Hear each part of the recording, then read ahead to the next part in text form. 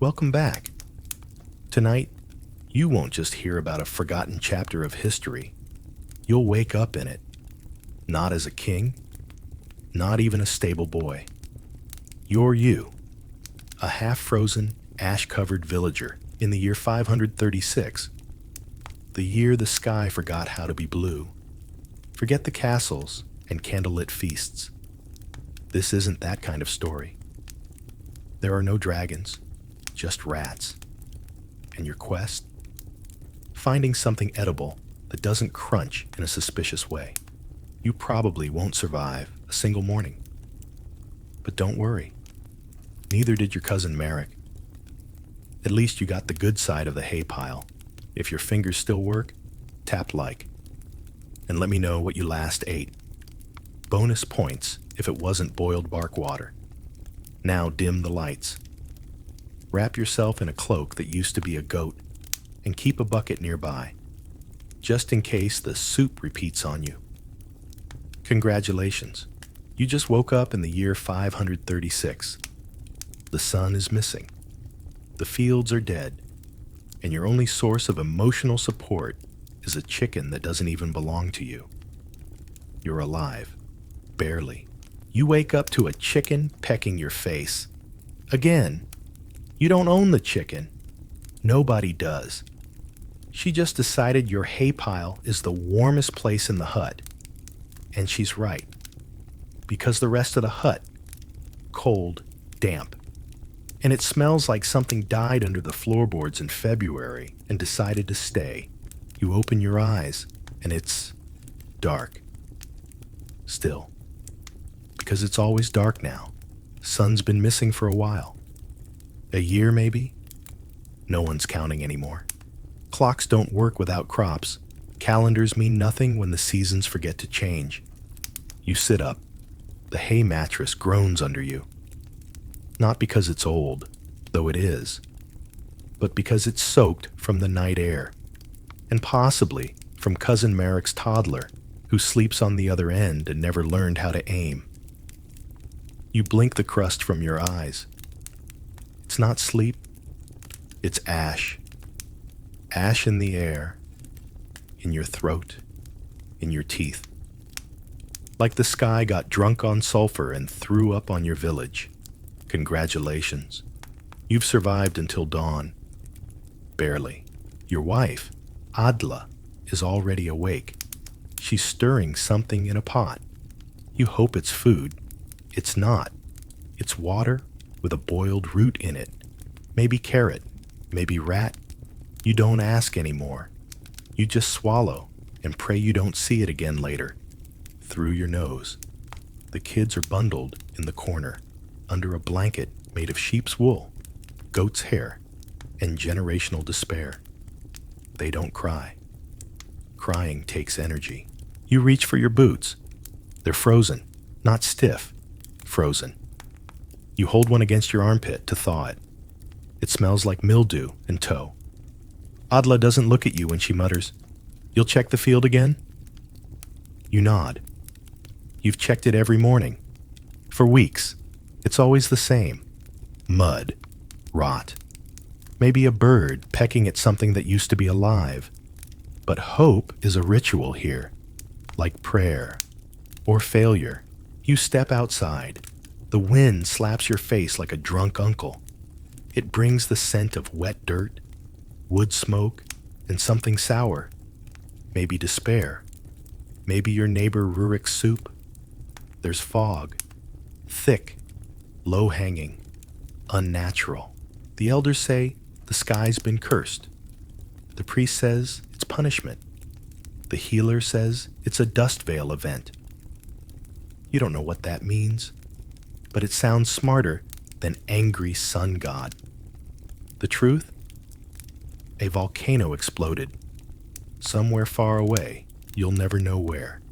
You'll just know it changed everything. It made June colder than January. It made breakfast optional.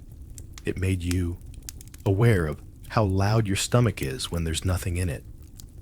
You shuffle toward the field, not walk. Shuffle, because walking implies momentum, hope, direction. Shuffling is what you do when you've worn the same tunic for 3 seasons and your knees sound like cracked pottery. You pass Rurik. He's standing outside with a bowl, trying to catch condensation dripping from his roof. You nod. He nods. Neither of you speak. Talking wastes breath, and no one has spare breath. Down the road, someone coughs, the kind of cough that sounds wet, the kind that ends in a funeral, if you're lucky. If not, it just lingers, like mildew in your lungs. There used to be 40 people in the village. Now there are 23, and 4 of them are mostly bones who still sit upright near the fire, because no one has time to bury. You reach the field, or what used to be a field. It's a gray patch of mud with dead stalks leaning like drunks against each other. Nothing's growing. Nothing will. Not without sun. Not with this much cold. Not with the topsoil blown off by ash and replaced by what looks like black flour, but tastes like regret. You kneel and dig your hand into the earth. It sucks your fingers in like it's hungry too. You pull up a sprout. It breaks, rotten inside. You want to scream, but you don't, because screaming is for people with hope left to lose. You remember when this field fed 12 families. Now it feeds crows, but not today. Even the crows have moved on, too smart to stay. You stand there, ankle deep in mud, with frost gathering on your eyelashes in July. And for 1 second, you let yourself imagine what normal used to feel like. Sunlight, bread, a wife who smiles, children who play. But imagining is dangerous. It makes the return to reality worse. So you exhale and whisper the village motto, though no one wrote it down. Maybe tomorrow. Then you head back home, back to the chicken, back to the root water, back to another day, just like this one. You make it back to your hut. You wipe your boots on the threshold, not because it helps, everything is already muddy, but because it feels like control. Like a rule you can still follow when nothing else makes sense.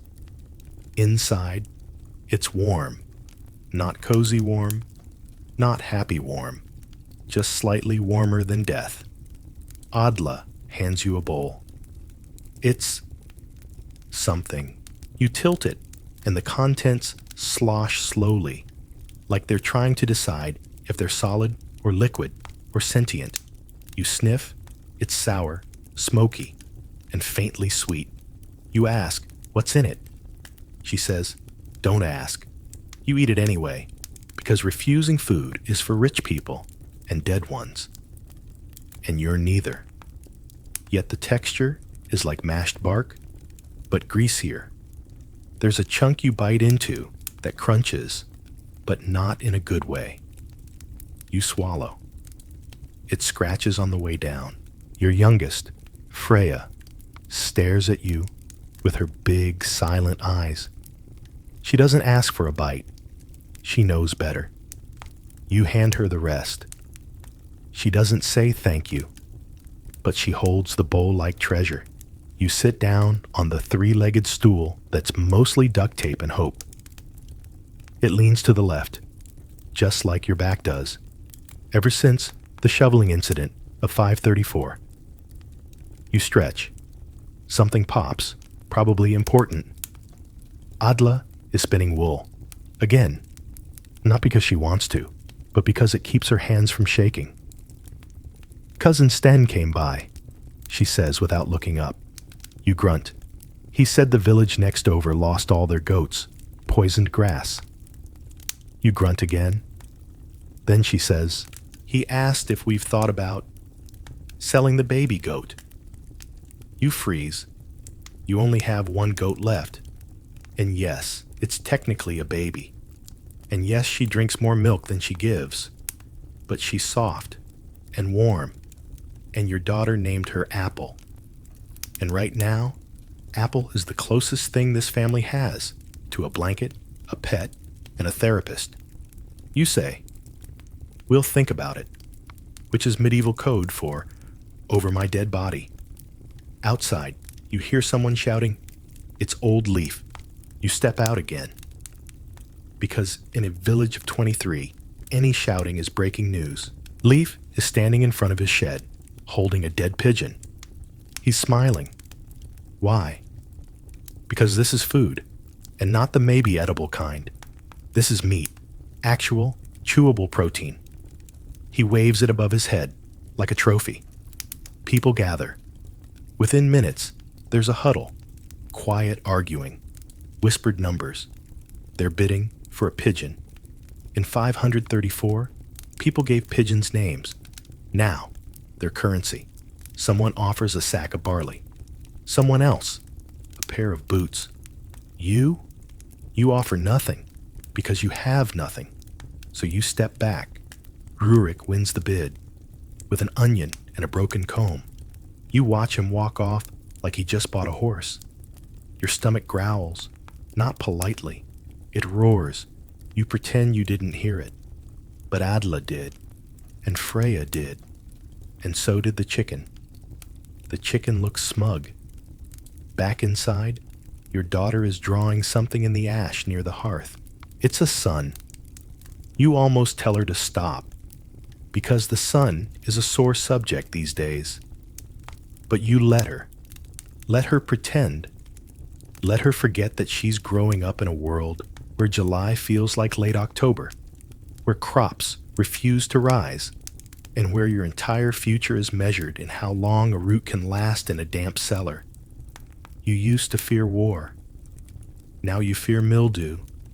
You used to worry about taxes. Now you'd kill to owe someone something.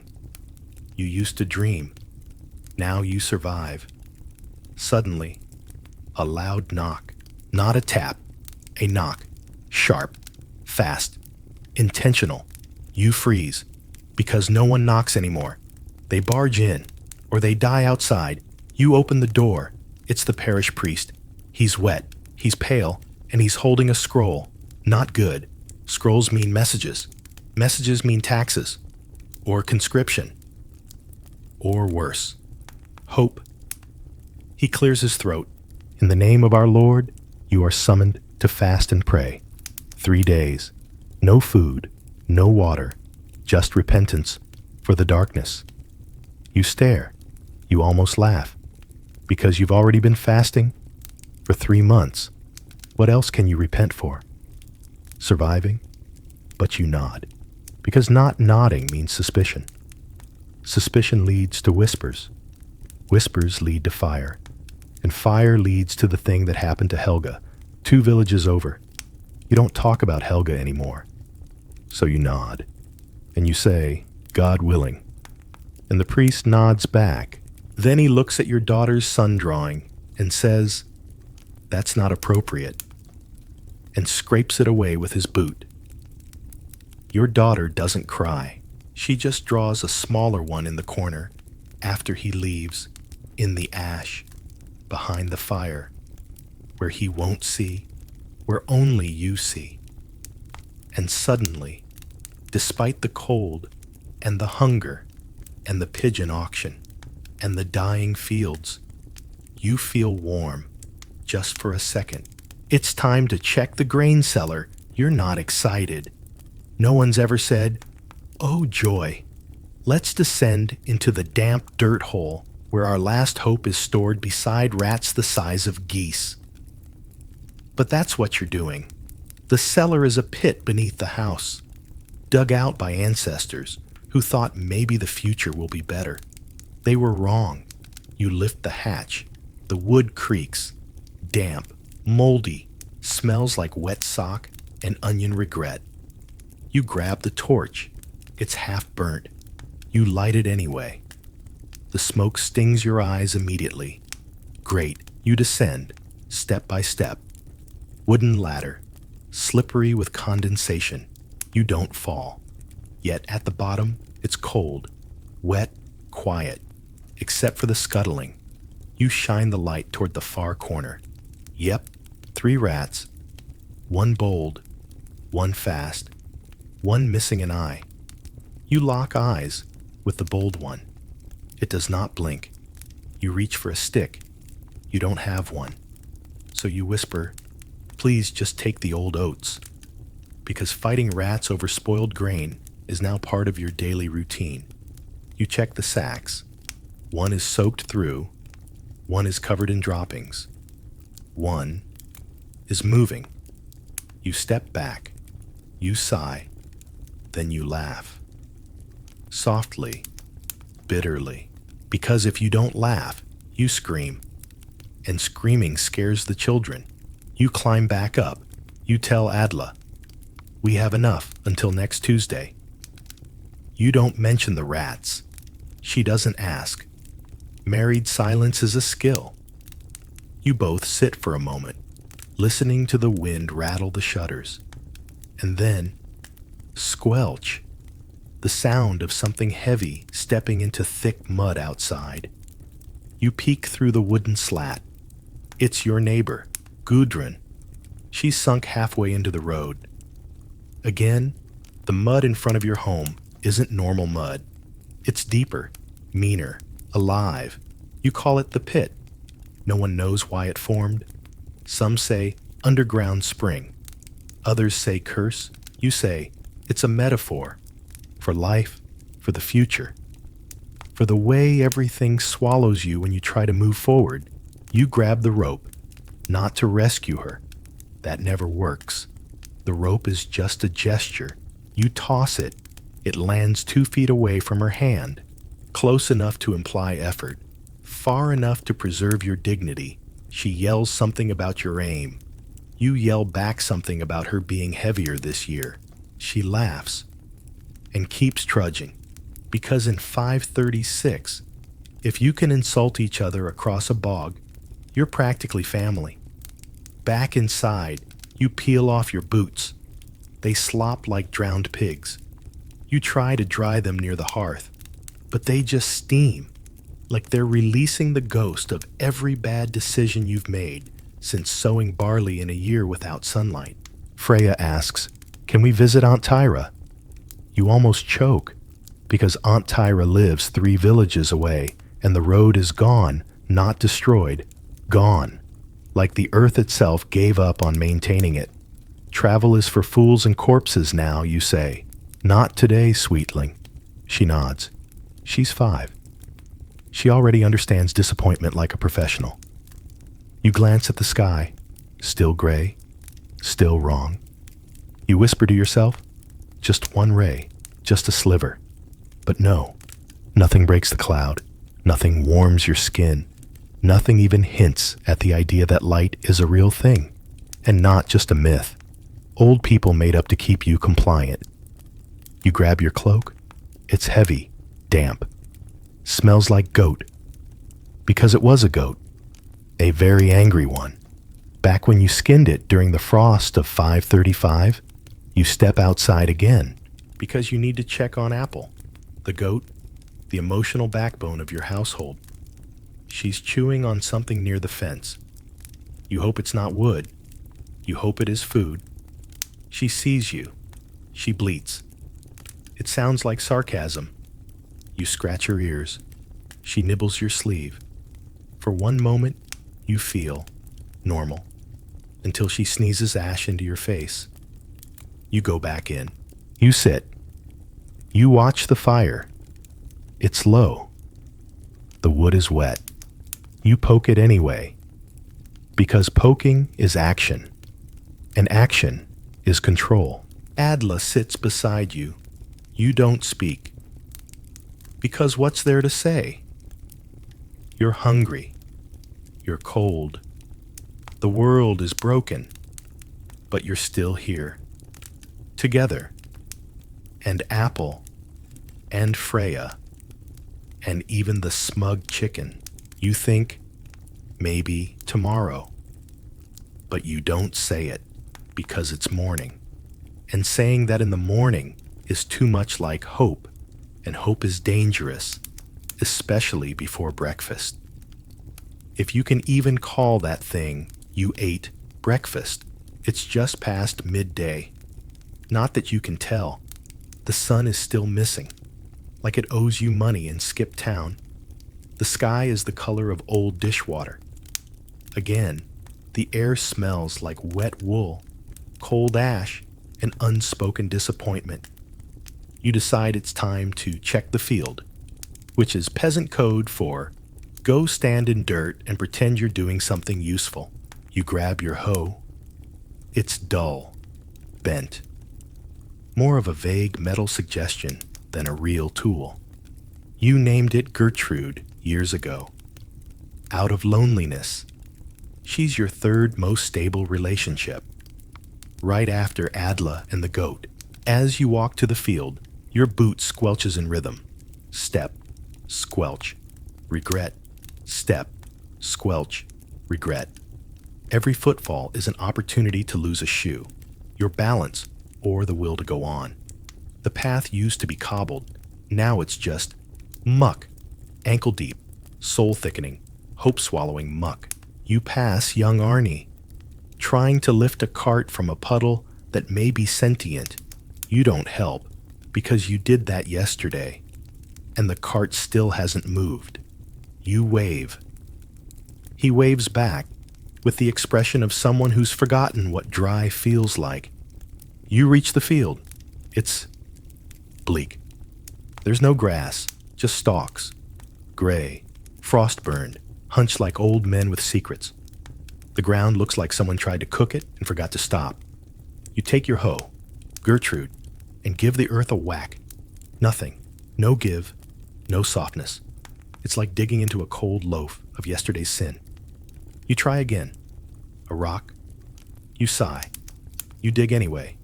You plant 6 seeds. Oats. Maybe barley. Honestly, the sacks got mixed months ago. One seed splits in half when it hits the ground. Another bounces off and rolls into a crack. One gets taken by a bird. You plant the rest anyway. Because hope isn't something you feel. It's something you do, out of spite. You squat there, in your mud-patched tunic, under a sky that forgot how to shine, digging holes for seeds that won't grow. You are, in every possible way, a metaphor. You are also starting to lose feeling in your toes, but you keep going, because that's the deal. Suddenly you hear music. No, chanting. You look up. It's the procession. The fasting monks, draped in wet robes, singing to the sky like it owes them back rent. They pass by the field in a line, holding candles that flicker like they're trying to quit. You pause your digging. They don't pause their walking. You meet the eyes of one of them. His look says, "We're saving the world." Your look says, "Cool, I'm trying to grow dinner." Neither of you is winning. They leave. The silence returns. It's heavier than before. So you talk to Gertrude. You say, "They say we're being punished." She doesn't answer. You keep digging anyway. Then comes the wind. Not the fun kind. Not the breeze that smells like apples kind. This is volcanic wind. Dry, bitter, full of ash. It whips across your face, pulls your hood back, fills your nose with burnt dust and regret. You cough. Your cough scares a squirrel. The squirrel scares a bird. The bird poops on your last good sock. You nod.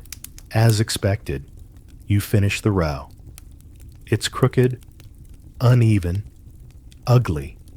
It's perfect, because everything else in your life is too. You press your foot against the last mound of dirt. Say a silent prayer to no one in particular. Then you look up at the sky and whisper, "Try again tomorrow." You wipe your hands on your tunic. Big mistake. Now your tunic smells like fermented compost and old feet. Not that it was pleasant before. But now it's aggressive. You shrug. You've smelled worse. Your uncle, for example. You miss him. He died last spring. fell into the pit. They never recovered the body. But sometimes, on cold nights, the mud gurgles in a way that sounds like his name. You walk back to the hut. Your back aches. Your knees click. Your soul whimpers softly into the void. Adla is outside, pounding flour, except it's not flour. It's dried moss, bark, and something green you're pretty sure used to be rope. You ask, "How's the bread?" She says, "Depends on how much you like chewing." You smile. You haven't smiled since Candle Month. It feels foreign, like a luxury, like a memory from a different body. But it happens because you're still alive, and that's something. You're trying to fix the fence, not because it matters. There's nothing left to keep in or out, but because it gives your hand something to do while your brain unravels quietly. The fence used to keep goats in. Now, it's just decoration. And by decoration, you mean splintered wood held together by twine, prayers, and probably mold. You tie a knot. It comes undone. You tie it again. It breaks. You throw the rope. It lands on your foot. You consider burning the fence, not for warmth, just for closure. Then you hear bells, tiny, delicate, judgmental bells, church bells, from Father Yorand. He's making his rounds. You sigh the sigh of someone who has nothing left to lose but still gets taxed. He approaches in full clerical fashion. Black robe, sandals that squeak, a walking stick carved with symbols no one understands but everyone fears. He smiles like a man who hasn't eaten turnip stew for the last 14 days. You immediately brace yourself for either a sermon or a request, or both. He begins, "Blessings upon this household." You look behind you to make sure he's not talking to the chicken. Nope, just you. You nod.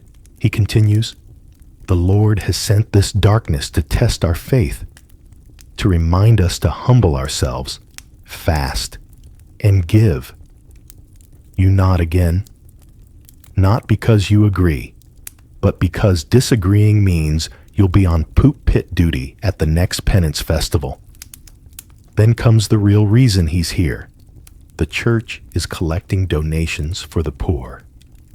You blink. You are the poor. You used to donate. Now you ration moss with your daughter. But Father Yorand is still staring at you with the hopeful eyes of someone who once got an extra egg in his bowl of soup and called it divine intervention. You go inside. You grab the only thing you can offer, half a wheel of cheese. It's gray, not because it's fancy, because it's moldy. He takes it, says it will feed the hungry. You don't ask who. You don't ask when, because asking questions means he might stay longer. Before he leaves, he sprinkles holy water over your doorstep, which is nice, except it's not holy water. It's just water. You know because you saw him fill it from the goat trough 2 hours ago. But hey, blessings are blessings, even if they smell faintly of goat pee. You go back to the fence. It's still broken. You sit on a stump. The stump is wet, because of course it is. Your stomach growls, not politely, but like a beast. Like something from the woods, come to reclaim its territory. You look at the sky, still no sun. You mutter, "I'd eat you if I could." The sky doesn't answer, which is just as well, because if the sky did talk back, that would be worse. You decide to forage, because foraging is free. You grab your sack and head to the woods. The woods are quiet, too quiet, like they're watching you. You whistle, but it comes out shaky, not because you're scared, but because you haven't had enough calories to produce proper airflow. You look for mushrooms.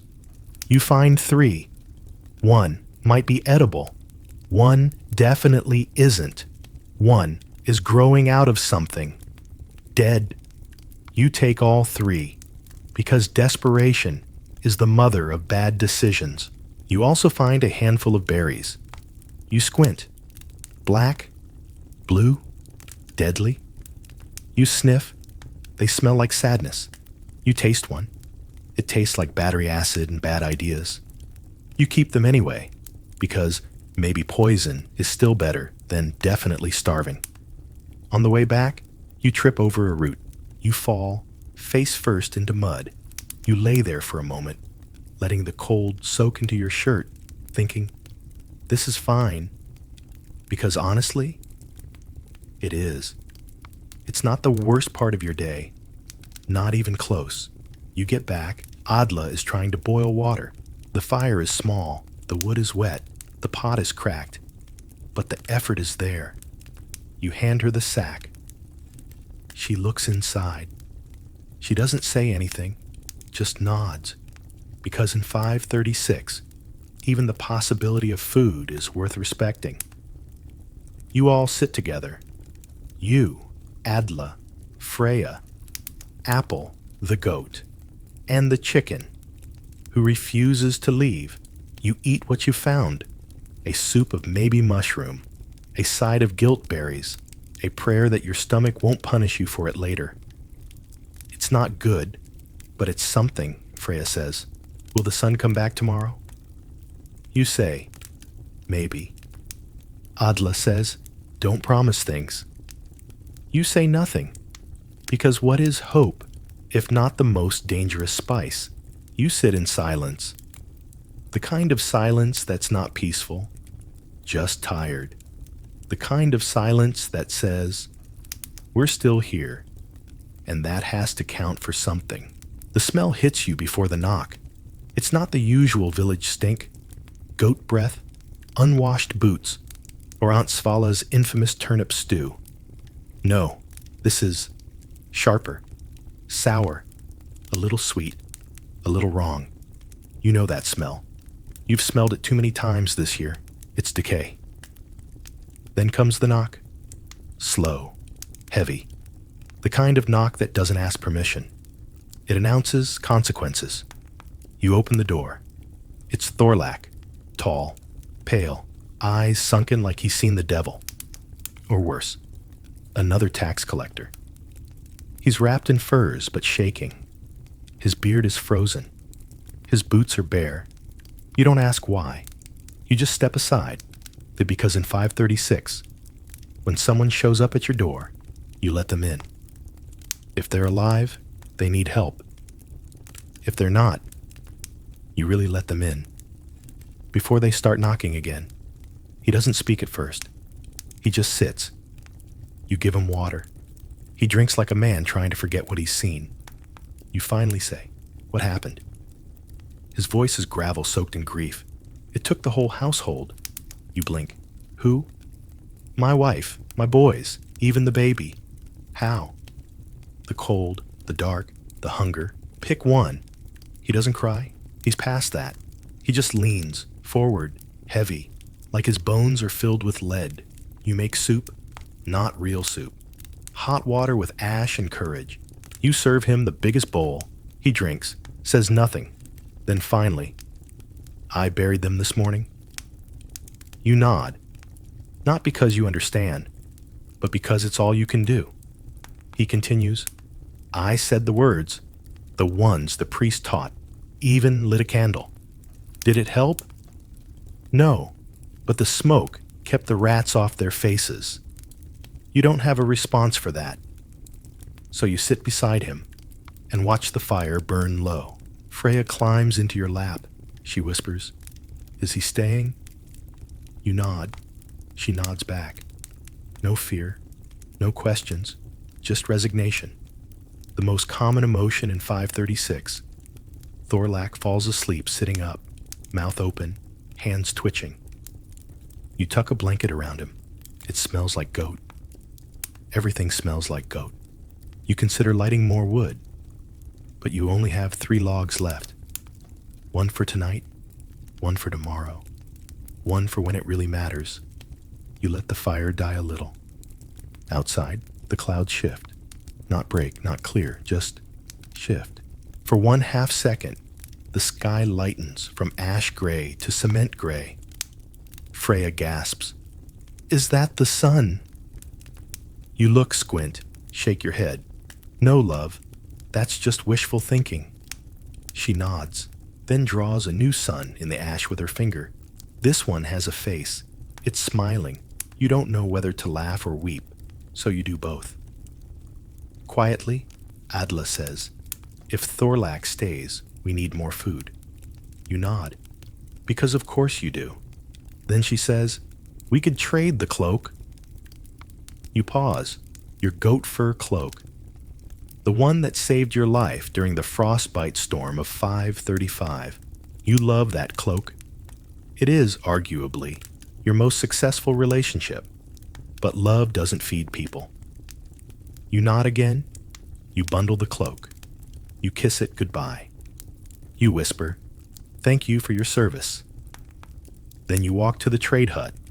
The trade hut is manned by Henrik the Unbothered. He's never smiled. No one's sure if he can. You offer the cloak. He inspects it like it insulted his mother, then grunts.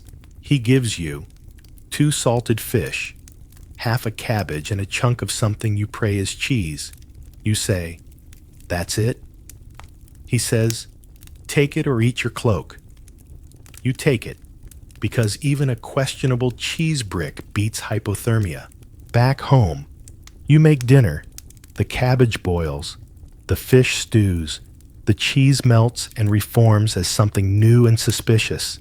You feed everyone, even the chicken, even Thorlak, especially Thorlak, because he's still breathing. And in this year, that's reason enough. After dinner, you go outside. You sit on the stump again. It's still wet, but now it's familiar. You look up. The stars aren't there. They haven't been for weeks, but you imagine them. Dots of light, tiny beacons, impossible, distant, but real, maybe. And you whisper to the sky, "We're still here." And for now, that's enough. It's dinner time, which in 536 means you stare into a pot and pretend something inside it might love you. It doesn't. It never has. You stir slowly. The soup is more sound than substance. It gurgles, not a happy gurgle, more like the death rattle of a dream. Inside the pot, 2 carrots, 4 turnip skins, a slice of questionable cheese, 1 suspicious mushroom, and exactly 7 regrets. You call it root stew. Adla calls it boiled disappointment. Freya calls it Tuesday. The fire is small. The pot is cracked. The ladle is a wooden spoon with ambition. You serve the bowls. Carefully, you scrape from the bottom, where the flavor lives, aka the part slightly burnt. Freya gets the least, because she's the smallest. Thorlak gets the most, because he's still grieving. You get what's left, because that's how leadership works. The family eats in silence. Each chew is slow, meditative, painful. The cheese didn't melt properly. It's now a chewy blob that clings to your molars like emotional trauma. Freya chews once, then swallows whole. Adla dips her bread in the broth. It disintegrates on contact. She still eats it because standards are a pre-famine concept. Thorlak stares at his bowl, not eating, just looking. You say, "It's warm." He nods. "So was my wife." You don't answer, because some grief doesn't want company. After dinner, it's time for chores. Yes, chores. Because despair doesn't excuse mildew. You scrape the pot. You save the burnt bits in a cloth. Adla will use it tomorrow, as stock, which is medieval for boiled ash water, with a hint of yesterday's sorrow. Freya gathers kindling. She returns with 4 twigs and a look of triumph. You pretend it's enough, because crushing a child's spirit is frowned upon. Even now, you milk Apple the goat. She's moody. She headbutts you once. You take it as affection or revenge for the cloak. You still haven't told her. You don't plan to. The chicken lays an egg. Miracle. You hold it up like a holy relic. Thorlax stares at it like it's salvation. You give it to Freya. She smiles. The room gets 3% warmer. Then comes the knocking. Again. Only this time, it's not slow and sad. It's fast. Sharp, urgent, you freeze. Because no one knocks like that unless someone's died. Something's burning. Or the priest wants another cheese wheel. You open the door. It's Rurik, panting, covered in sweat. Eyes wide like he's seen a ghost. Or worse. Another tax hike. He says one word. Fire. You don't ask whose. You just grab a bucket. Not because it will help, but because not grabbing one means you gave up. And giving up is for people who haven't eaten cheese stew with strangers in their house. You run toward the smoke. Freya yells behind you, "Be safe." You yell back, "I'll try." What you mean is, I'll try not to catch on fire, inhale too much smoke, or step in something with teeth. You reach the edge of the village. It's Sten's house. Of course it is. Sten always stored hay too close to the hearth because it dries faster, he said. Now it's drying faster than ever. People form a line. Buckets pass hand to hand. Water sloshes, shouts echo. Someone's robe catches fire. They stop, drop, and roll into a pig trough. Pig is not impressed. You throw water. You scream. You cough. Smoke fills your nose, your eyes, your everything. It smells like burning regret. But eventually, miracle of miracles, the flames die. The roof collapses. But the hut is mostly saved. By medieval standards, that's a huge win. Sten weeps, not because of the fire, because he dropped his only turnip in the chaos. You pat his shoulder. He hugs you. It's sweaty and emotionally complicated, but you accept it, because in 536, physical contact is rare and borderline sacred. You walk home. Your tunic stinks of smoke and effort. Your hands are raw. Your face is streaked with ash. You look like a ghost. You feel like a candle someone forgot to blow out. Freya meets you at the door. She holds the egg, untouched. "We saved it," she says. You smile. Then say the truest thing you've said all year. "That egg is worth more than gold." And you mean it, because it's warm, because it's whole, because it reminds you that life, however small, still chooses to go on, even when the sun won't, even when the earth gives up, even when you're tired of trying. You sit beside the fire. You close your eyes, and for once, you let yourself imagine light. The fire is low, lower than it should be, lower than it's safe to be. But wood is wood, and you're fresh out. Unless you count the chicken coop, your daughter's toy, or your neighbor's fence. You've thought about all three. Adla wraps herself in the blanket. Freya curls up beside her. Apple the goat flops down like a hairy old rug. The chicken perches on your knee like you're the world's least dignified throne. Thorlax snores. Loud, sudden, tragic. You poke the fire. The embers flare like they want to live. You whisper, "Me too." Outside, the wind howls. Not metaphorically. Literally, like it's angry you're still alive. You stuff rags in the cracks in the wall. They do nothing. You do it anyway, because doing something keeps the panic away. The shadows grow longer, but the darkness isn't empty. It's watching. You feel it, not with your eyes, but your spine. Your neck prickles. Your gut tightens. You glance at the window. It's just black glass. but your brain swears it saw something move. You say to Adela, "Did you hear that?" She doesn't answer. She's asleep or pretending. You're not sure which is worse. You check the door. It's barred. You check the shutters. They creak. You mutter, "Stay shut." They ignore you because they're wood. And this is 5:36. Suddenly, a thump, not loud, but heavy, above you. On the roof, you freeze. Everyone freezes. Even the chicken stops breathing. Then, another thump, a slow dragging sound, scrape, creak, shuffle, like something big, or worse, many somethings. You grab your pitchfork. It's dull, short, decorative almost, but it's all you've got. You whisper to Adela, "Wake Freya." She nods. No words, because this is fear that doesn't talk. You step outside, into the cold, into the dark, into the unknown, because someone has to. And apparently, you're the adult here. Lucky you. You circle the hut. It's quiet. Too quiet. You hate that phrase. It's always true. And always followed by a screech. You flinch. Something bolts from the roof. A flash of fur. A flutter of wings. You don't scream.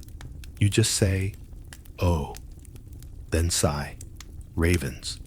Big ones. Fat from scraps and fearless from famine. They stare at you, unblinking, like they're waiting for your funeral. You wave your arms. They don't move. You throw a rock. They scatter, but not far, just to the fence, still watching, still hungry. You stare back. "Not today," you mutter, then add louder, "I'm not compost yet." They blink, fly off. For now, you go back inside. You're shaking, from cold, from nerves, from the adrenaline wearing off like a cheap tunic. Adela asks, "What was it?" You say, "Birds." She nods, then says, "This time." You sit down. Thorlak hasn't moved. Freya is back asleep. You're jealous. You wish your nightmares came after sleep. You add the last twig to the fire. It pops weakly. You say to the flame, "Do your best." It doesn't answer, but it burns. For now, you close your eyes, try to drift, but the silence presses in. The dark is too loud, too heavy, so you open them again and stare into the coals. They glow. They fade. They remind you of everything you've lost and everything you're still clinging to, by splinters and threads and stubbornness. You hear something again. Not outside. Inside. A creak, a click. You tense, then realize it's the cupboard, shifting in the cold, or maybe the ghost of a better year. You don't check. You just whisper, "Tomorrow, maybe," and lean back into the dark. It's the dead of night now. The hour where time forgets how to move, where the fire barely glows, where every creak sounds like judgment, where your breath fogs in the air inside the house, because outside isn't just cold, it's a dare. You lie down, on your hay pile, which is damp, again, still, forever. There's a lump under your back. Might be a rock. Might be your last spine disc given up. You don't adjust, you just accept it, because comfort, like warmth, is a memory you're not sure was ever real. Freya stirs. She whimpers. You hum to her. Not a song, just a noise, low, repetitive, like an apology that's run out of words. She sighs, falls back asleep. You don't. Your thoughts are loud, too loud. They say things like, what if next year is worse? What if the sun never returns? What if the goat dies? What if you're the last one who remembers what green looked like? You hate those thoughts, but they visit nightly, uninvited, unrelenting, like taxes, or your cousin Inga. The wind howls again, this time higher, like it's searching for something. You pull the blanket tighter, but it's thin and has more holes than hope. You close your eyes, then you smell something smoke. Not good smoke, bad smoke, like old wood burning wrong. Like you bolt upright. The chimney, you rush to the hearth. The flame has climbed. The soot is hot. The wall is crackling. You panic. Adla wakes. Fire? You nod. She grabs Freya. You grab a bucket. There's barely water left. You throw it anyway. Steam rises. You beat the wall with the rag. The flame hisses. Then dies. Barely. Silence. Adla exhales. You do too. No words. Just that look. The one that says, that was close. Again. Always. You sit back. Soaked. Sooty. Ash in your teeth. The house smells like boiled fear. Freya mumbles, is it morning yet? You glance at the window. Still black. You whisper, soon. But that's a lie. Because soon has stopped meaning anything. You sit by the hearth, hug your knees, feel your breath in your chest like frost and fatigue. Adla leans on your shoulder. You say, remember when we used to dance? She smiles, barefoot, on grass. You both laugh, soft, sad, like people remembering a song from before they had teeth. Then Freya speaks again. Can we plant tomorrow? You pause. Adla starts to answer, but you stop her. You think, you breathe, you say, yes, not because you believe it, but because she needs you to, and because even a lie, spoken gently, can sound like hope. You lie back down. This time, you don't fight the discomfort. You let it hold you, like a bad friend, one you've known too long to leave now. The chicken shifts at your feet. The goat snores. Thorlak mumbles something in his sleep. Maybe a prayer, maybe a recipe. You close your eyes. One more time. And tell yourself, if I make it to morning, I'll plant something, even if it dies, even if I do, because trying is all I have left.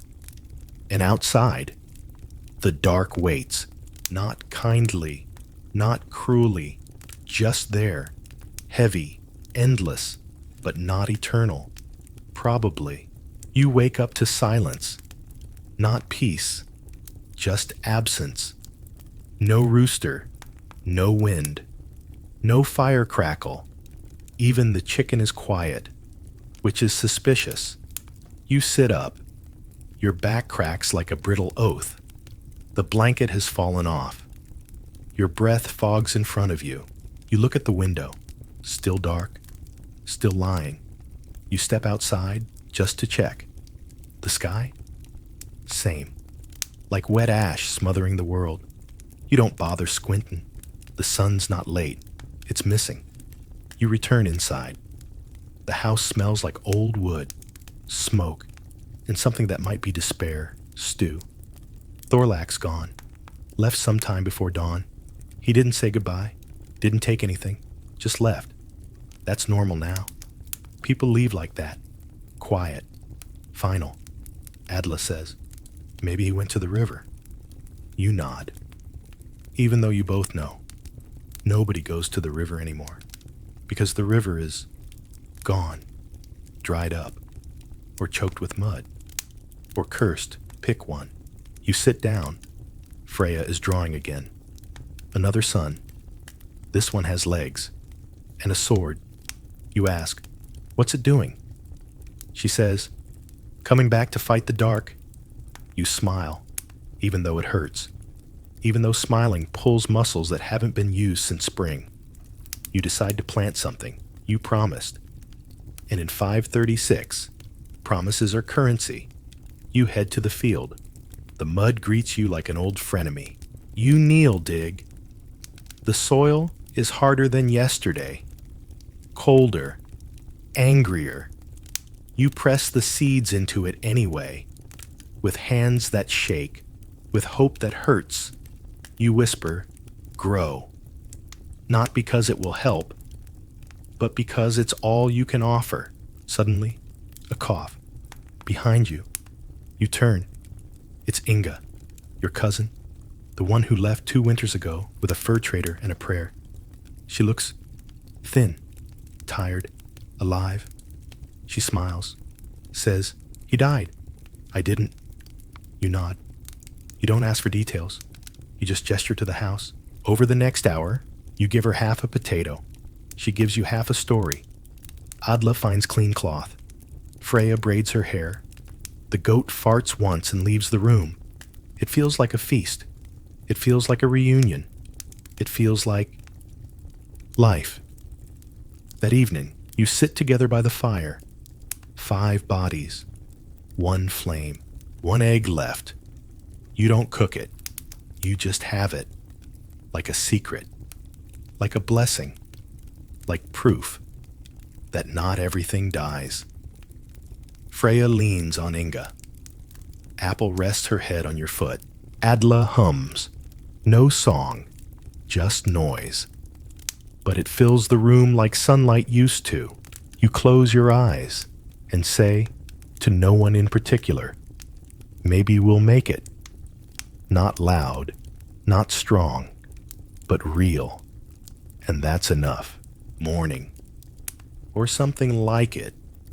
No birdsong, no sunrise. Just a sky that's less dark than usual. You'll take it. You wake before the others.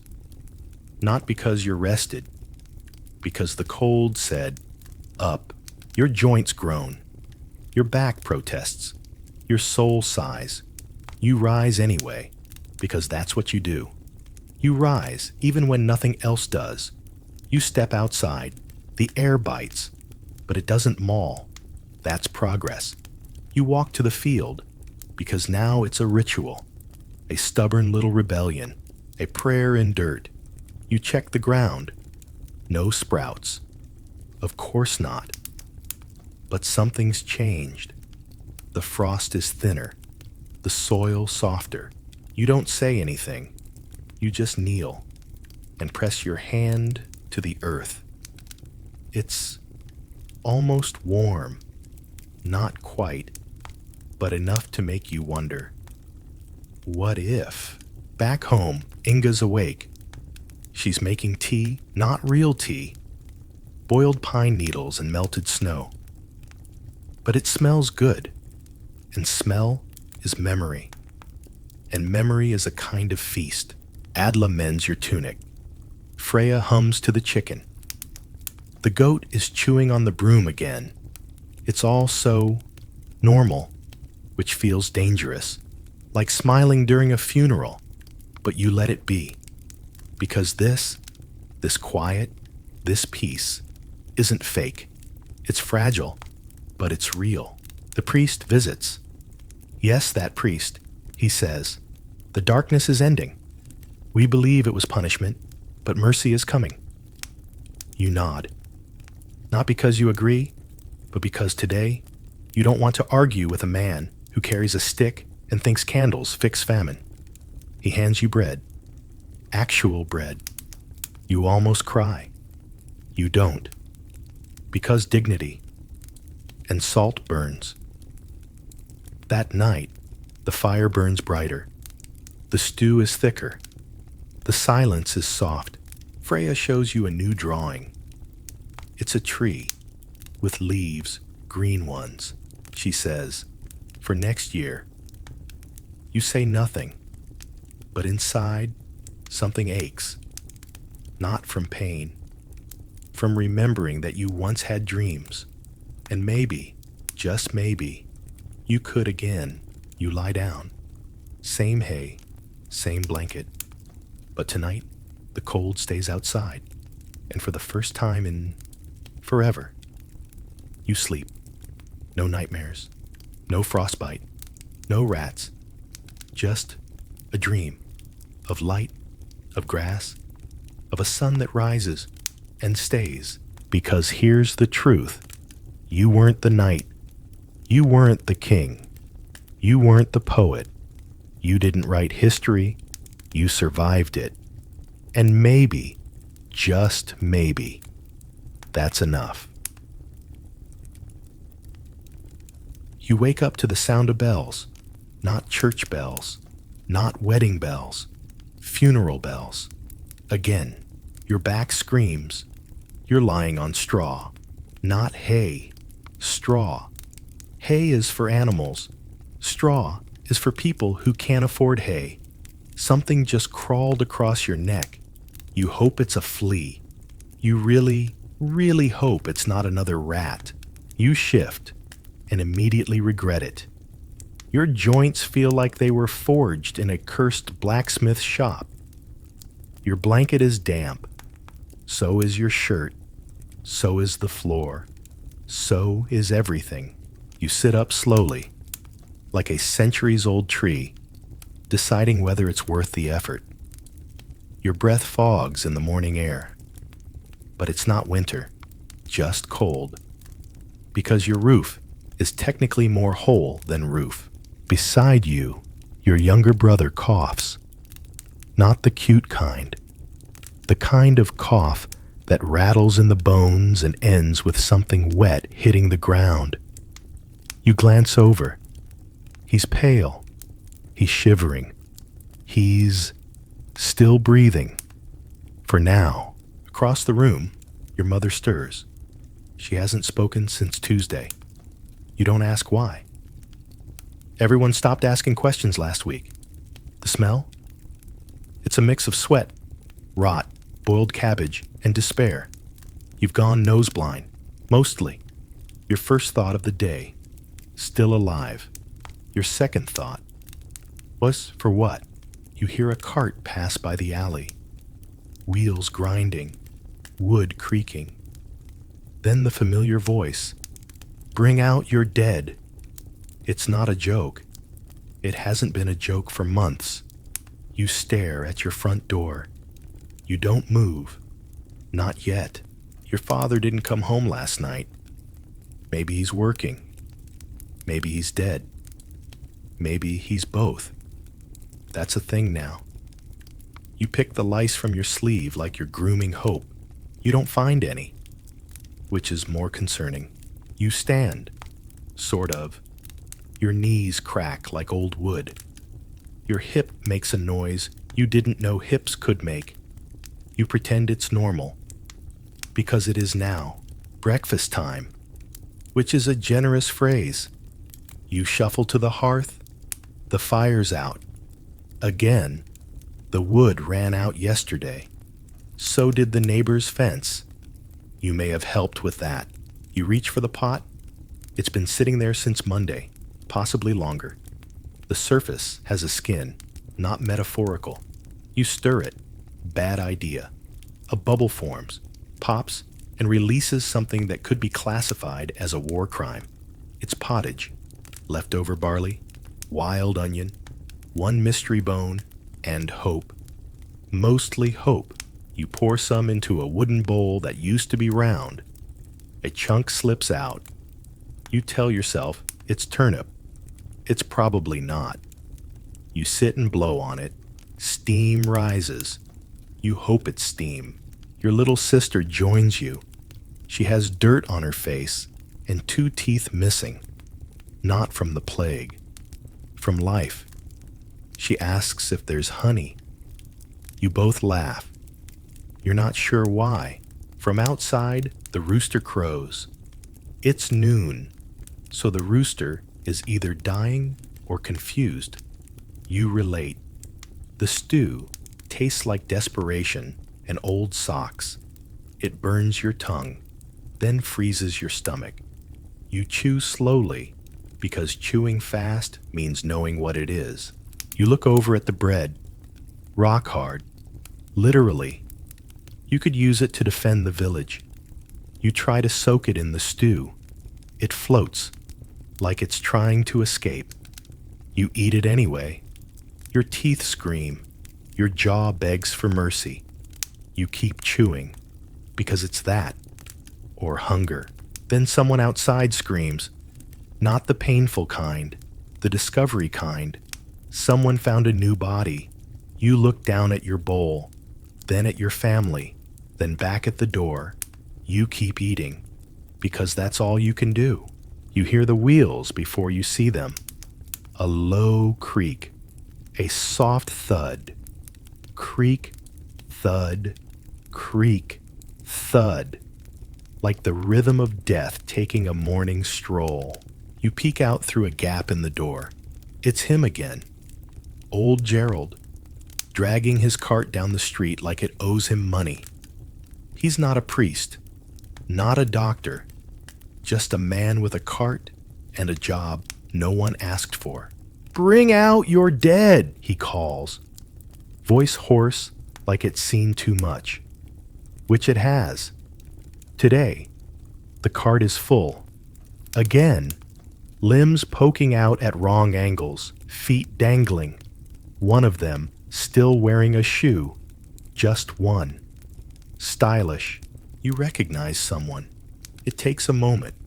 Swollen face, bruised skin, not the best lighting. But yes, that was Anna. She sold turnips and terrible jokes. You look away. Next door, someone opens a window and lowers a rope. A wrapped body tied like meat at the butcher's. The neighbors don't come outside anymore. They just lower the dead. Gerald nods, unhooks the body, stacks it gently.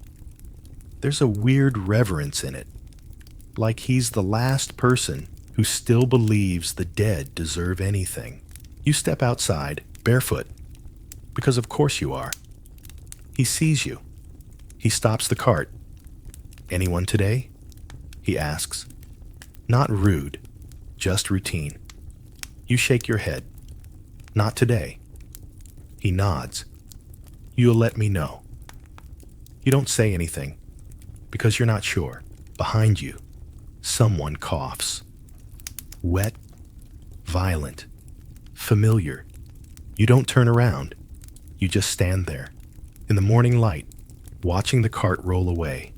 Thud, creak, until it's gone. You go back inside. The stew is cold now. You eat it anyway. You used to be a tailor. Technically, you still are. But tailoring implies clients, and clients imply survival. You glance at your needle. It's bent. Again, you straighten it with your teeth. Again, there's iron in your blood, and blood on your iron. Your workshop is the corner of the one room you share with 4 breathing bodies, 2 questionable lumps under a blanket, and 1 bucket labeled "Do Not Kick." You kicked it yesterday. You cried for an hour. There's a half-finished shroud on your lap. You were sewing it for a woman named Elsie. She ordered it last week. She died 2 days ago. No one's come to pick it up. No one will. You keep stitching anyway. It's that, or stare at the wall and name the mold patterns again. You tried naming them alphabetically. You got to G. Gregory is spreading nicely. You sew in silence. No one in your family talks much anymore. Conversation takes energy. Energy takes food. Food takes luck. You have none. Your youngest sibling, possibly still named Martha, sits nearby, picking at lice like it's a full-time job, which, in this economy, it is. You used to sew dresses. Now, it's shrouds, wraps, mourning veils, and plague masks no one can afford and don't work anyway. One time, a merchant asked for a mask with silver threading. You finished it in 2 days. He never came back. You found out later he tried to escape by boat. The rats got there first. You try to focus. Thread in. Knot tight. Stitch. Stitch. Pull. It's the only rhythm that still makes sense. At least fabric doesn't cough. Your fingers bleed, not metaphorically. You pricked yourself on a rusty pin 3 days ago. The swelling's gone down. Or maybe it's spreading up. Hard to tell. You cover it with cloth and keep going. A knock on the door. You flinch. Knocks don't mean good news anymore. You open it. It's not death. Just close, Thomas, your neighbor. His eyes are wild. His lips cracked. He's missing a shoe and a reason. He holds something out. A bundle of rags. No. Baby clothes. Tiny. Soft. Stained. My daughter, he says. Gone. You nod. Words would be an insult. Can you make her something nice? His voice breaks like your floorboards. You look at the rags. They smell like lavender and last chances. You want to say yes, but your hands are shaking. You can't afford the thread. You can't afford the grief. You say yes anyway, because what else is there? He nods, leaves, doesn't say thank you, doesn't have to. You place the bundle beside the shroud for Elsie, a growing pile of promises no one will see fulfilled. You try to work. You try to pretend the seams still matter, that symmetry is still sacred, that the straight line of a stitch is something you can control in a world where everything else is bleeding sideways. But your eyes blur. You're not sure if it's tears, hunger, or mold fumes. You blink, shake your head, jab the needle in. Too deep, you yelp, blood again. The shroud is stained. You stare at it. It's ruined, but also improved. Red is dramatic. Maybe it's fashion forward. Maybe death appreciates flair. You laugh. It sounds wrong. Then you stop laughing because someone outside is screaming again. Another house, another body, another cart. You sigh. Then you pick up the next piece of cloth and you sew, because that's what you do, until your fingers fail or the fever comes, whichever gets there first. It's noon. You know this because the sun is directly above. The rooster crowed twice out of sync, and your stomach sounds like it's trying to file a formal complaint. Time for lunch. Or what passes for it. You check the pot. Still the same one. Still the same stew. Still bubbling in defiance of God, science, and anything remotely appetizing. You stir it once, just to feel something. A gray chunk floats to the top. You poke it. It doesn't poke back. So that's a win. There's no meat. There hasn't been for weeks. Unless you count unidentifiable protein, in which case, congratulations, you're eating like royalty. You add some stale barley. It lands with a plop so disheartening, you briefly consider not being alive. Someone hands you a spoon. It's wooden, splintered, possibly cursed. You eat anyway. First bite, warm sadness. Second bite, chewy memory of something that used to be edible. Third bite, your tooth wobbles. You keep chewing. You don't care anymore. Across from you, your mother stares at the wall. She's been doing that a lot. You assume she's still with us. She blinks sometimes. Your sister hums a tune she doesn't remember the words to. It's the same 3 notes. Over and over.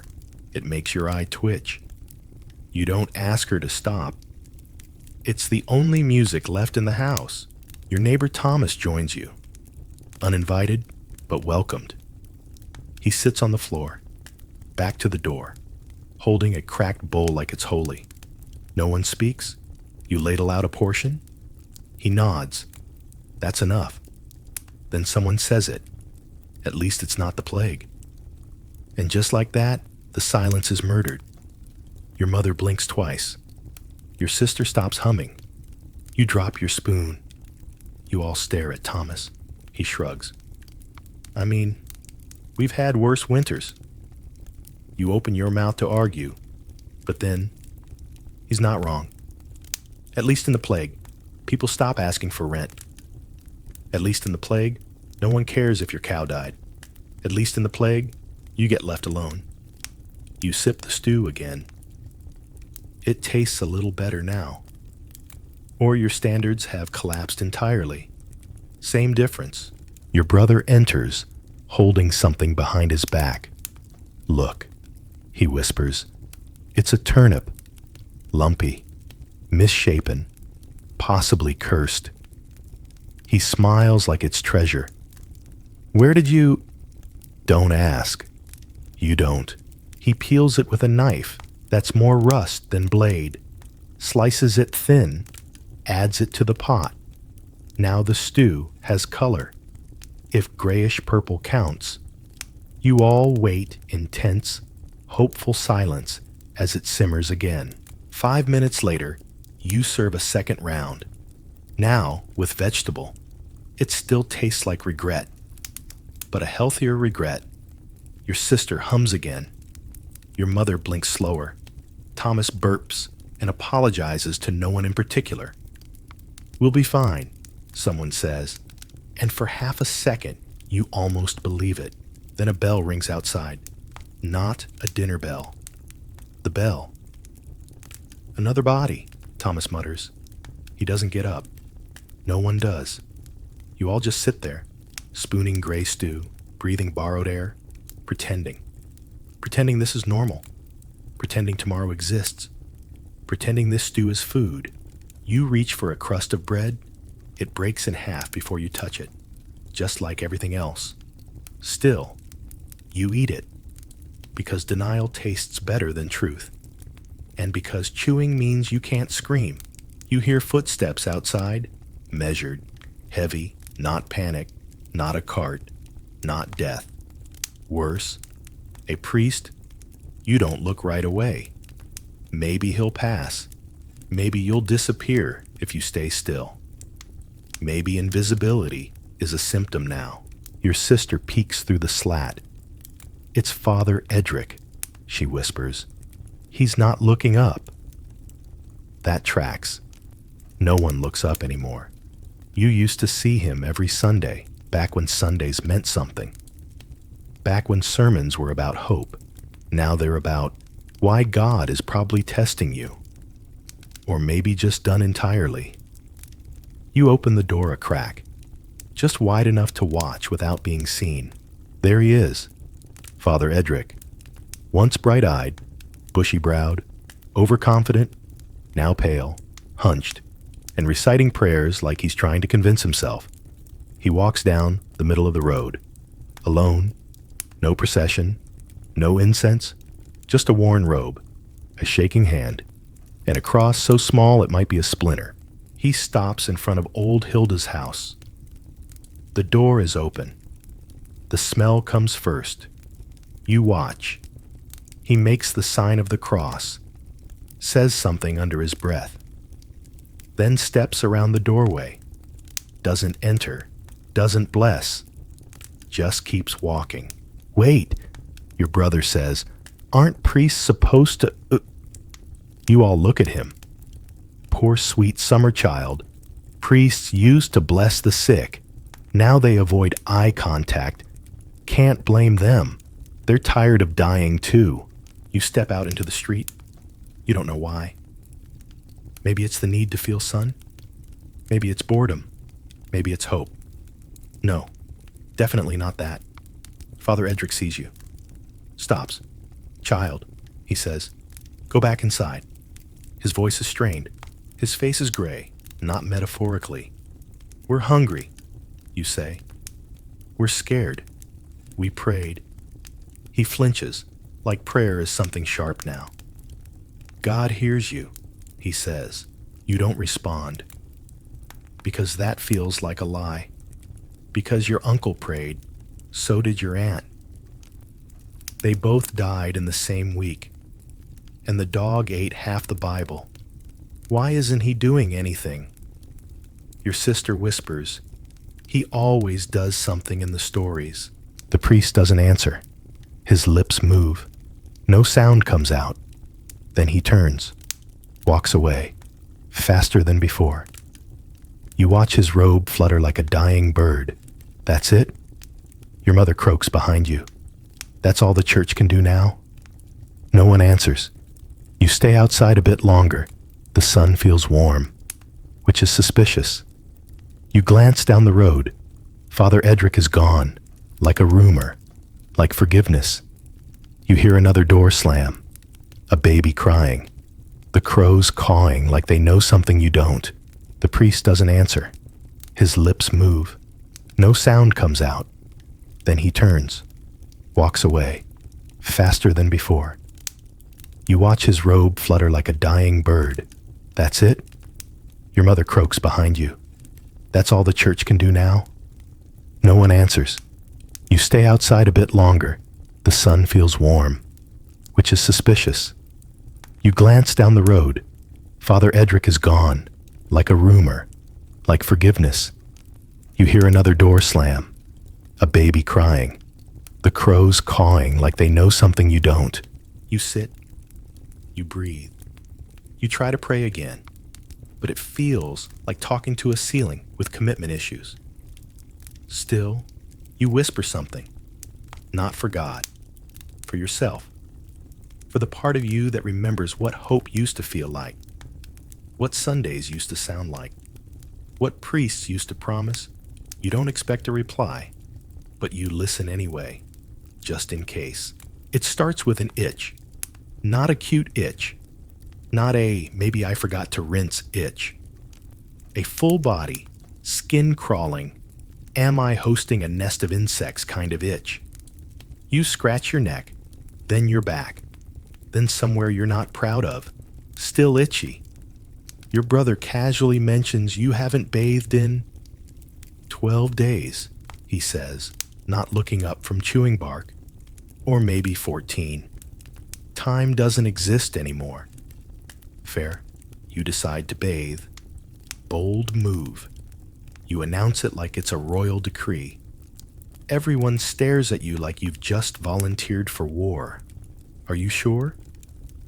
Your sister asks, the last one who tried that got pneumonia. You nod. Because this itch is stronger than common sense, you gather what you need. A rusty bucket, a cracked pot, a rag that used to be a sock. One piece of hard soap the size of a rat dropping. And courage, a lot of it. You sneak out to the courtyard. Technically, it's just the space behind the latrine. But if you squint hard enough and give up emotionally, it's a spa. You fill the bucket from the well. The rope squeaks like it's begging for retirement. The water is opaque, not dirty exactly, just haunted. You carry it back like it's holy water. Your arms tremble. Half of it sloshes out. A chicken watches you with judgment. You place the pot over a sad pile of kindling. Strike flint. Once. Twice. 10 times. It sparks, then fizzles. You whisper something unholy. Finally, it catches. You wait. You wait some more. You age 10 years waiting. Eventually, the water steams, not boils, just angrily exhales. You dip your fingers in, too hot. You smile, a moment of triumph, a rare win. So naturally, it can't last. The wind picks up. Your fire dies. The steam vanishes like hope. You look up at the sky, gray, disappointed. The weather is always in on the joke. You shrug, strip, and pour. The first splash hits your skin like betrayal. You scream, silently, because everyone's watching, even the chicken. You scrub. The soap breaks in half. One half falls in the mud. You use it anyway. You discover 3 bruises, a patch of moss on your shin, and something moving on your scalp. You stop investigating. You rinse with the rest of the bucket. Your skin turns red, not from heat, just anger. You dry off with the sock rag. It smells like 1342. You feel slightly cleaner, but mostly wet. and cold. You wrap yourself in your one dry tunic. It's not clean, just less filthy than the others. You walk back inside. Your family stares. You're damp, dripping, shivering. You did it. You nod. Was it worth it? You sit down. You think. You shiver. No. You whisper. Absolutely not. Your brother tosses you a piece of bark. You chew it in silence. Clean, cold, slightly less itchy, still dying. You don't bathe again for 3 weeks. And next time, you just use dirt. You wake up from a nap that felt more like a blackout. The kind of sleep where you dream about warmth and then wake up with a rat on your foot. You brush it off. It squeaks at you like you're the problem fare. You stretch. Bad idea. Something in your spine makes a sound like a snapped wishbone. Even worse, your armpit hurts. You poke it. Soft lump. Tender. Warm. Ah, just what you needed. A new symptom. You say nothing, because announcing symptoms is a great way to get treated like firewood. You stand, slowly, casually, like your body isn't plotting against you. You check the mirror. Well, your reflection in the metal plate. Close enough? You look pale, not poetic, swooning pale, sickly, waxy, fresh corpse pale. You touch your neck. Another bump, smaller. It pulses. You try to convince yourself it's a pimple, a very aggressive, possibly sentient pimple. Your sister walks in. You look tired, which, in plague language, means you look like you've been partially embalmed. You shrug. Just didn't sleep well? Which is true. The coughing from the neighbor's roof kept you up. Yes, the roof. Because he started sleeping up there, for fresh air. He hasn't come down in 2 days. You assume he ascended or fell. You sit by the fire, or what's left of it. It's just warm ashes and 3 half-burnt twigs. You pretend it's cozy. Your mother coughs. Again, the wet kind, the kind that leaves a stain on cloth. No one says anything. She wipes her mouth with a sleeve that's already soaked with other days' coughs. You stare at her, then at your bump. You poke it again. Why? Who knows? Curiosity is a disease too. It's bigger. You exhale, then laugh. Because what else can you do? Your brother peers over. You okay? You nod too fast. He frowns. You're sweating. You glance down. So you are. And you're cold. Your body's confused. So are you. It's just the stew, you mutter. Maybe it's rich. It's not. The stew hasn't changed since last Tuesday. You're just lying now. Skillfully, proudly. You excuse yourself to the corner, pull up your tunic, check your leg. A red spot. Splotchy. Warm. Possibly mocking you. You whisper to yourself, bug bite. Just a bug bite. Even the rats look skeptical. You sit back down, stare at the wall, try to meditate. You've never meditated. You start by imagining what it would be like to feel normal again. You get distracted by the thought of cheese. Real cheese, not almost cheese. Not this used to be cheese. Then the bell rings outside, again. But this time, no one reacts. Even the children don't flinch anymore. That's how you know it's bad. Your father stumbles in from the alley.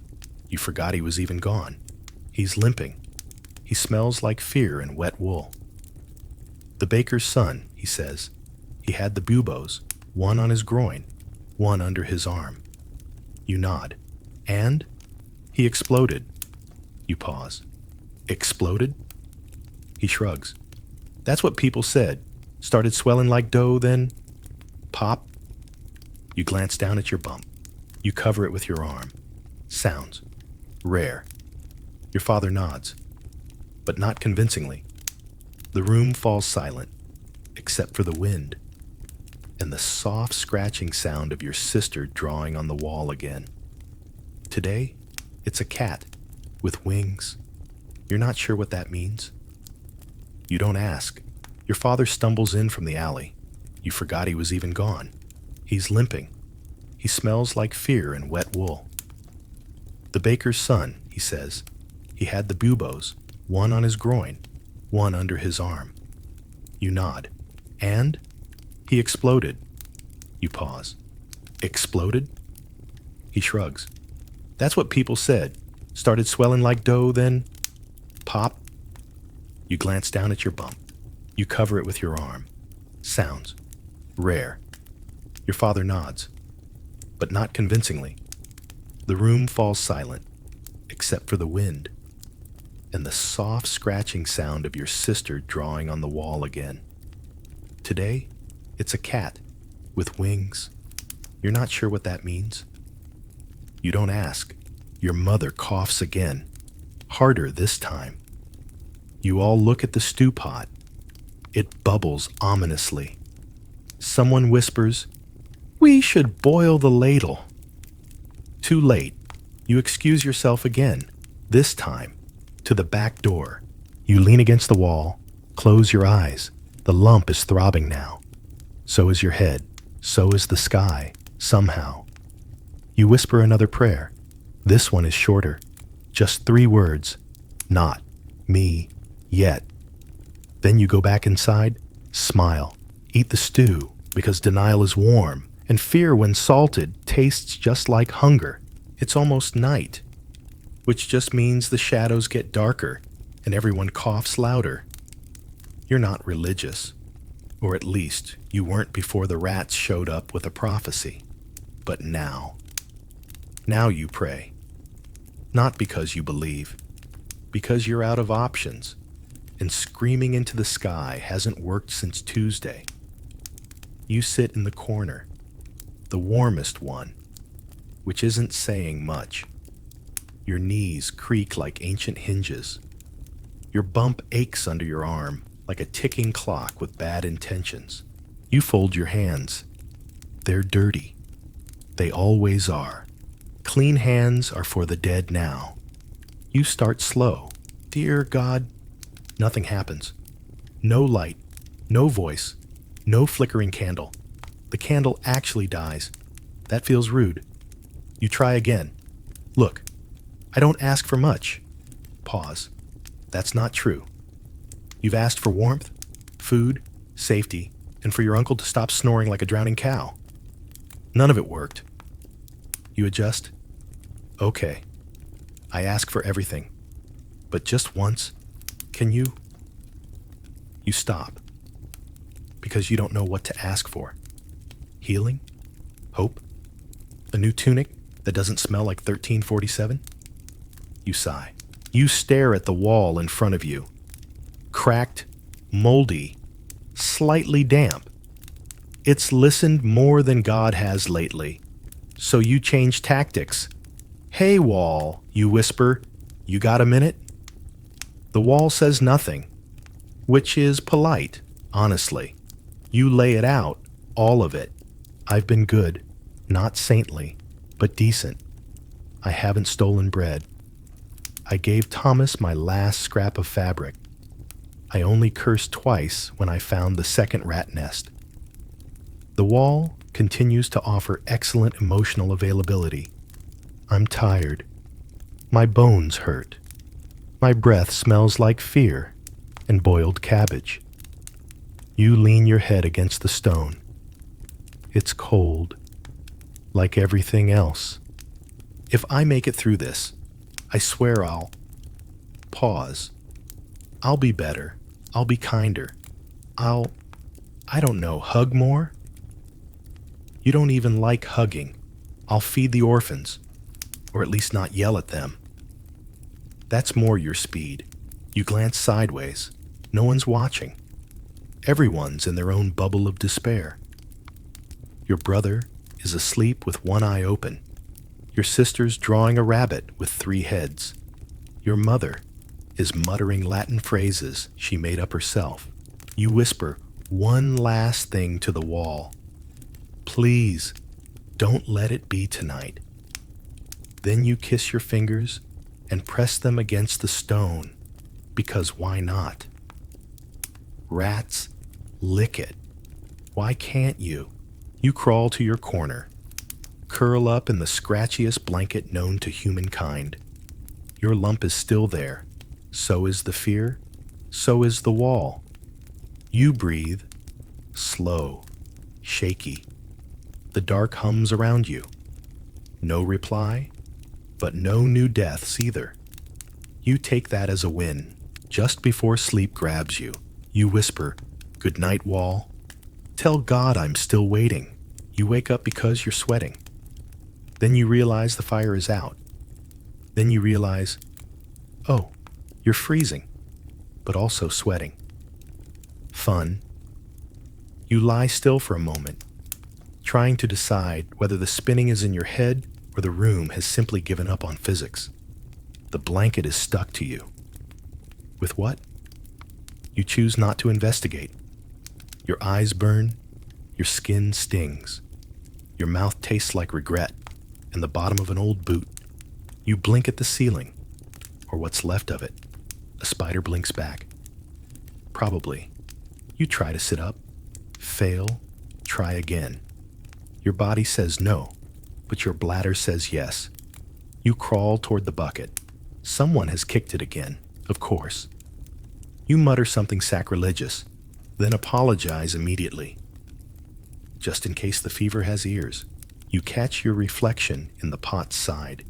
You look alarming, sweaty, swollen, slightly melted, like a wax figure left in the sun.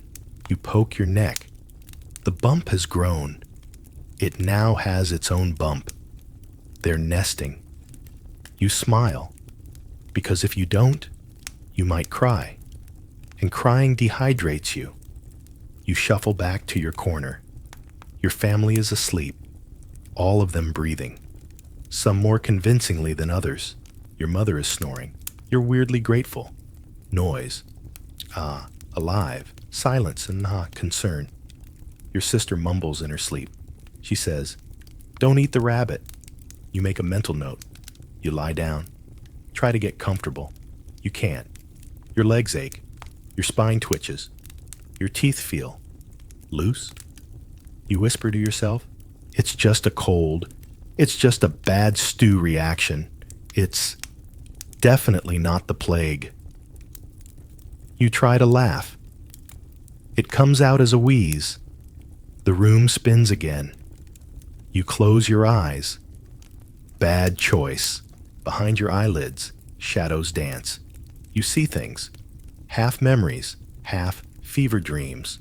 The priest, the rats, the stew, the wall. The wall says, "You again." You open your eyes. The fire's still out, but your skin burns. You hear ringing in your ears, or maybe someone's bell. You check, nope, just your brain trying out new alarm tones. You curl up tighter, try to sleep. You succeed. Briefly, then wake up shaking. Now you're cold again. Your blanket has betrayed you. You try to pray. Words don't form, only sounds. You whisper, "Tomorrow, just tomorrow. Please." That's all you want now. Not healing, not answers. Just the next morning. The fever hums behind your eyes. The bump throbs. Your stomach cramps. Something leaks from your nose. You pretend it's condensation. You press your face into the corner. It smells like mildew and damp wood, which is somehow comforting now. You let the fever wrap around you like a second blanket, one that hisses. Outside, someone screams. Far away. You don't flinch. You don't move. You just breathe, one lung at a time. Your body is no longer your body. It's a battlefield, and you're just lying there, hoping no one declares victory too soon. You drift, not asleep, not awake, in a limbo made of sweat, ache, and imagined warmth. And somewhere, deep inside the haze, you hear it, Still alive? Maybe it's your mother. Maybe it's your own voice. Maybe it's the wall. You don't answer. You're saving your breath for dawn. You wake up? Kind of. Your eyes open, which is promising.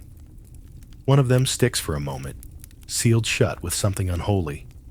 You scrape it open with a fingernail and try not to think about texture. You listen, breathing. Not yours, others.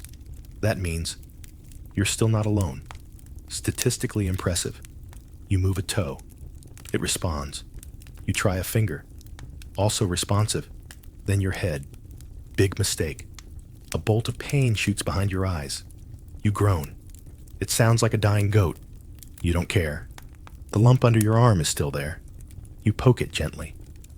It feels like a bag of wet rice. You regret the decision instantly. You whisper, "Still alive?" Then you say it again, louder, to convince the room. No one replies. Even the rats are on mute this morning. The fire is still out. The coals are cold. You shiver under a blanket that smells like 8 other people and something that once was cabbage. You sit up.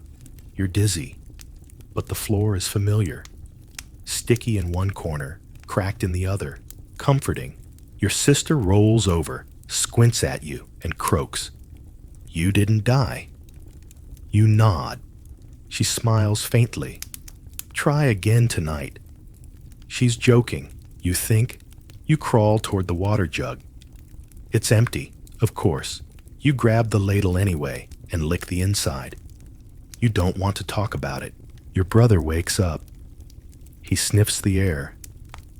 Something smells like rot. Everyone looks around. No one finds the source. That's worse. Your mother coughs. Still alive, still productive. You glance outside. Gray light filters through the cracks in the wall. The sky is the color of boiled flour. At least it's not raining. You try to stand. Your knees object. Your back creaks like old church pews. Your body is a house with bad plumbing and worse maintenance. But you stand, you walk to the door, open it a crack. The street is quiet. No carts, no bells, no priests. Just wind, carrying the smell of ash and maybe yesterday's regrets. You step outside. The air hits your skin like a slap. Cold, real, alive. You squint toward the horizon. Nothing moves. Not even a chicken. A moment of stillness. Not peace. Just a pause. Your stomach growls. That's encouraging. You hear someone shout down the road, "Anyone dead today?" You don't answer. You're not ready to declare victory. You step back inside. Your sister is drawing again. This time, it's a sun with a face. "It's smiling," she says. "Why?" You ask. "Because it doesn't live here," she replies.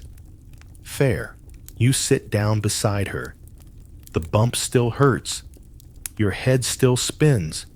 But you're here. Alive. Sore. Slightly soup-scented. You look around. Everyone is breathing. No one is screaming. No one is praying. That's either good or very, very bad. You breathe in, cough, then smile. Guess we try again today. No one cheers, but no one cries either. And for now, that's enough.